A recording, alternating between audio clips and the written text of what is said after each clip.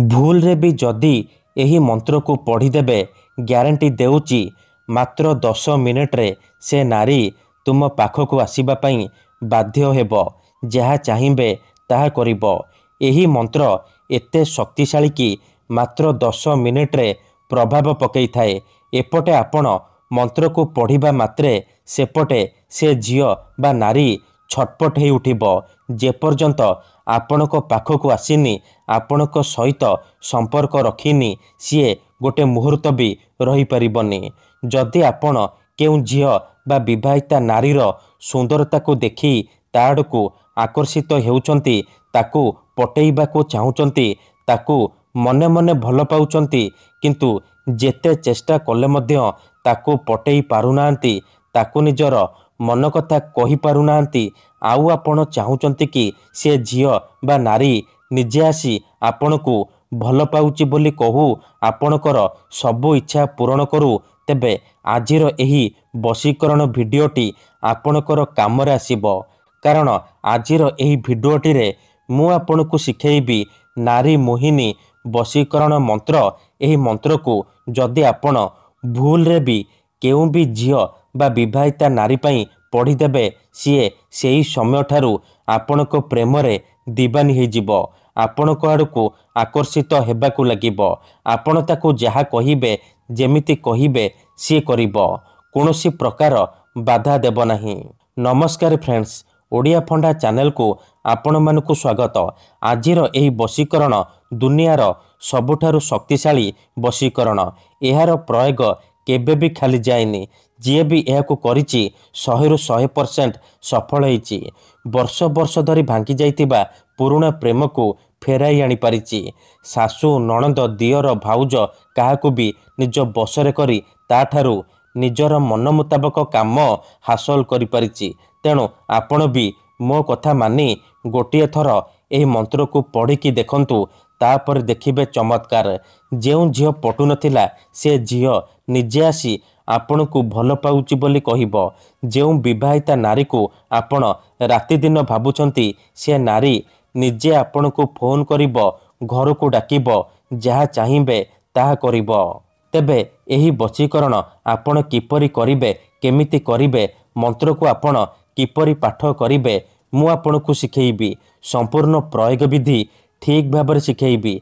जानिबा पई आपण भिडियोटी को मूलरू शेष पर्यंत पूरा ध्यान सहित देखंतु। काहेकि ना अधारू छाड़िकी पळेइले किंबा काटी काटी देखिले आपण किछि भी बुझी पारिबेनी।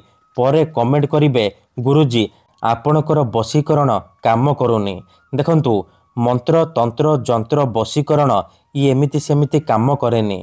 मनरे संपूर्ण विश्वास निष्ठा आउ एकाग्रतार सहित आपण को एही बशीकरण करिबाकू पड़िबो।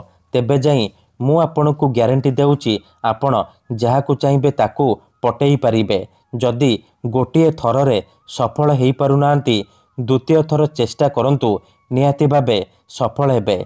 आउ गोटिए कथा मन रखंतु, मनरे कोनोसी खराब उद्देश्य किंबा कोनोसी खराब काम पई आपण एही बशीकरण मंत्र को पाठ करिबेनी। काहेकि ना एही बशीकरणर कोनोसी प्रकार काट नाही। जेउ झियो बा विवाहिता नारी उपरे आपण एही मंत्र को मात्र गोटिए थर प्रयोग करिदेबे, सीए सारा जीवन पई आपणकर बसरे हो जिवो, आपणकर गुलामी करिवो।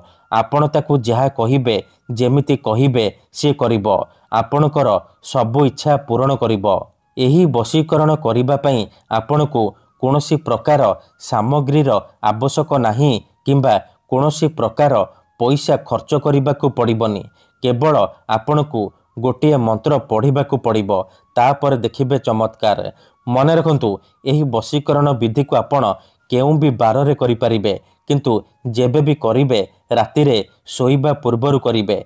निज बिछणारे बसिकी आपण एही मंत्र को पढ़िबे। प्रथमे आपण कोन करिबे, विधिटी करिबा पूर्वरु भल भाबरे हाथ गोड़ धोईकी सफा वस्त्र पिंधिकी निजर सोइबा बिछणा बा सोइबा सेज उपरे आपण बसी पड़िबे। तापरे 2 ରୁ 3 मिनिट आपण आखि बंद करिकी सेई झियो बा नारी को मने मने भाबिबे, तार मुह को निज मनरे भाबिबे। तापरे एही मंत्र को 21 थर पढ़िबे। ओम नमः कामाख्या देवी आमुकं मैं बश्यम कुरु कुरु फट स्वाहा ओम नमः कामाख्या देवी आमुकं मैं बश्यम कुरु कुरु फट स्वाहा आमुकं जगार आपण सेई झियो बा नारीर नाम कहिबे जहाको आपण निज बसरे करने को चाहूँगी। मंत्र को 21 थर पढ़ी सारिबा परे आपण कौन करिवे पवन रे गोटे थर फुंकीदेवे। एपटे आपण मंत्र को पढ़िबा मात्रे मात्र 10 मिनिट रे सेपटे प्रभाव पड़िबा आरंभ होइजिब। सेही समय ठारू से झियो बा नारी आपणक आड़कू आकर्षित हेबाकू लागिब। मन रखंतु एही वशीकरण आपण लगातार 3 दिन पर्यंत रातिरे शोइबा पूर्वरु करिवे। तापर देखिबे किपरि सारा जीवन पाई से झियो बा नारी आपणक प्रेम रे दीवानी होइजिब। धन्यवाद।